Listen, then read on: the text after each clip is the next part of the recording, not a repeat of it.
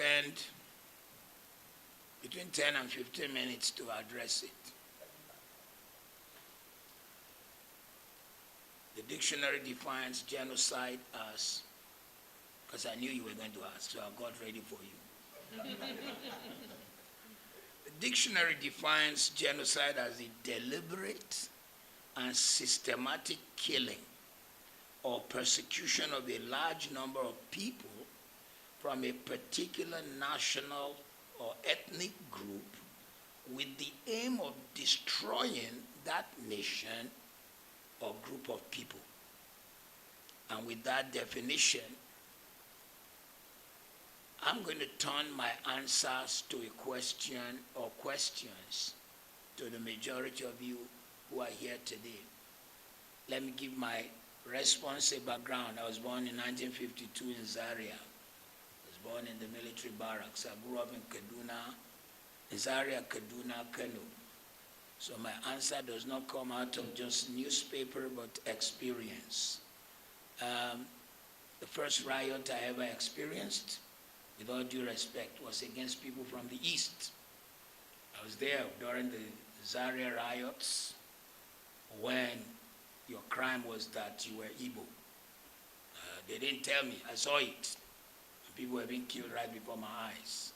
My dad was a soldier trying to prevent it. And I remember the man coming back with a deep dent in his military helmet as the guys were screaming and walking the roads of Zaria and screaming, Tawaye. Tawaye means our eyes have opened. Following the first coup by Kaduna and Zogu, they felt their eyes had opened. So there certainly was genocide because people were being dragged out of their house and killed.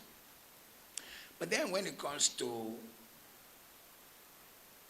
the hot case on hand, is there religious genocide in Nigeria?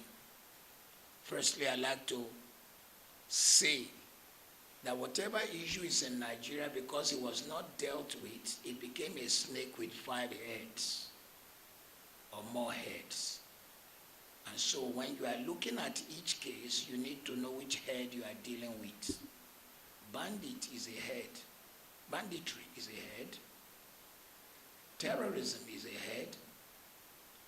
Fulani herdsmen carrying guns and invading people's farm, chasing them out, is another head. The guys who demand money, what did they call them? Kidnappers is a head, and there are many more heads. And then deliberate chasing of people away from their land and immediately putting another tribe there is a head. So, are these things happening in Nigeria or not? I'll just take you down some historical cases and I'll ask you, is it really happening in Nigeria? Maitasine, in the 70s, a man who rose and began to teach a form of Islamic cleansing that says anybody who was not of that particular belief must die. Is that not genocide? And is that fair in a secular nation? Zango Kataf. Zango Kataf, in case you don't know, what you know as Kaduna State was once including Katsina. And on grounds of religion, Katsina State was cut off because the majority of Katsina State was Islamic. And what remained as Kaduna State was majority what we call Southern Kaduna, Zango Katav, people who are, and so on and so forth. I don't want to mention all the tribes. And despite cutting and now having Kaduna State,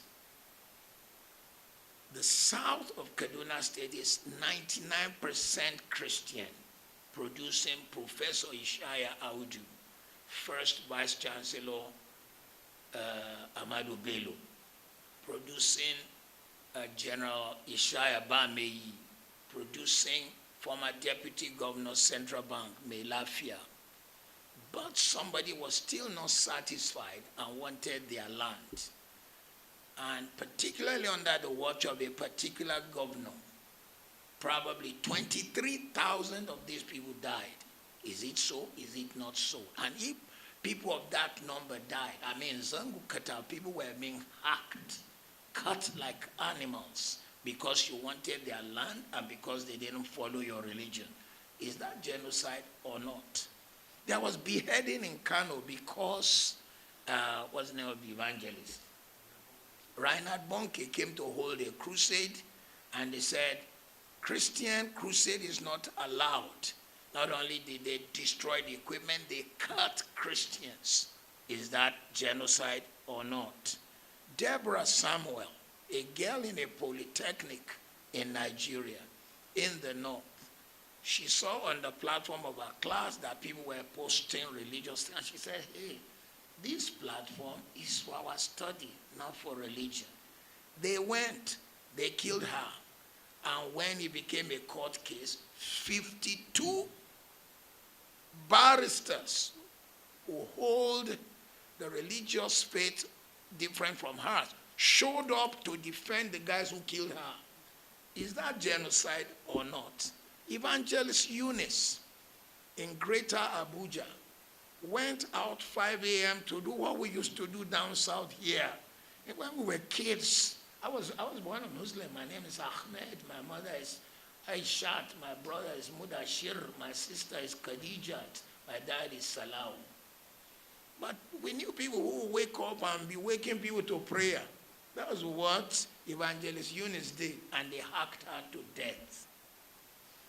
And then, if all that is not genocide, and if it is just religious intolerance, what happened when Melafia came out and said, I am from southern Kaduna, and 23,000 of our people died, and actually when we call people who should come and defend them, the military, the police, they don't show. It is after the people are gone that they show. And they say they have it on good record that some mysterious helicopters are coming to give these people equipment. Is that not a plan at genocide?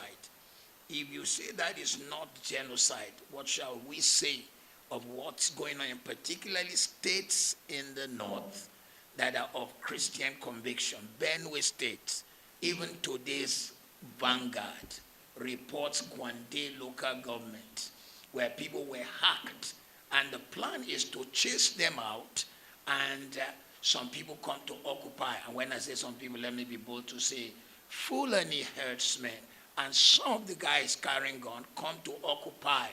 Because when I was a little kid, one of the songs on radio in the north would say, Babanka Sanshe would not food you. That song says that the whole of Nigeria is the land belonging to Shehu Danfodio. And until that is achieved, they've reached Kwara. It may be Lagos.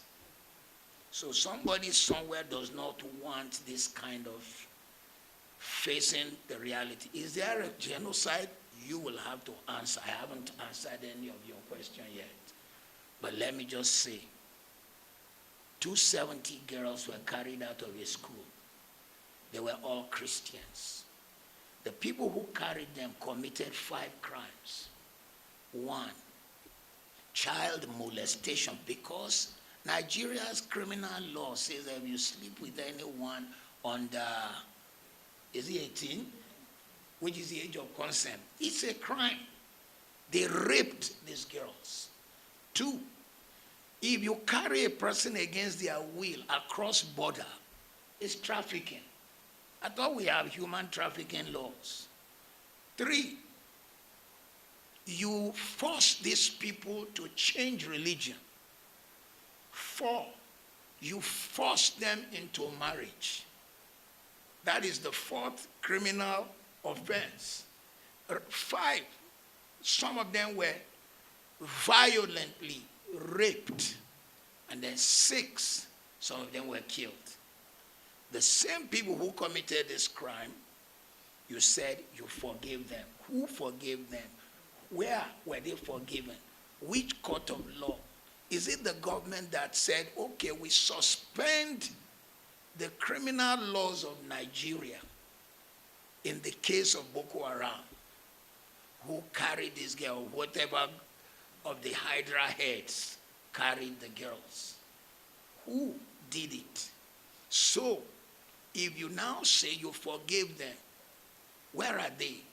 It is rumored that some of them are now repented and you brought them into the army. How can a man who killed and committed all this crime now qualify to be a defender of the nation?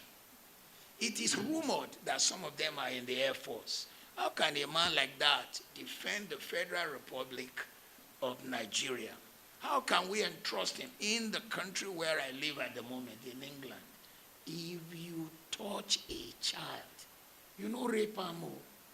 You touch a child in an indecent way, you will be in the register of child molesters.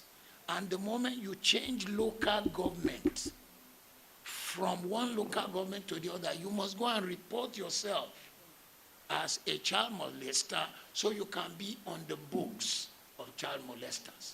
Once the court have passed a case against you that you molested, anytime you move, you don't need the police to do it. You have to go and report yourself. There are jobs you cannot get. But in our own case, we said these guys are forgiven. One, who forgave? Two, where were they forgiven? Three, where did we see their repentance? Four, where is the fruit of their repentance?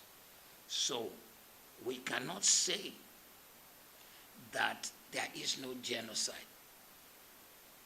But if we say there's no genocide, answer my questions.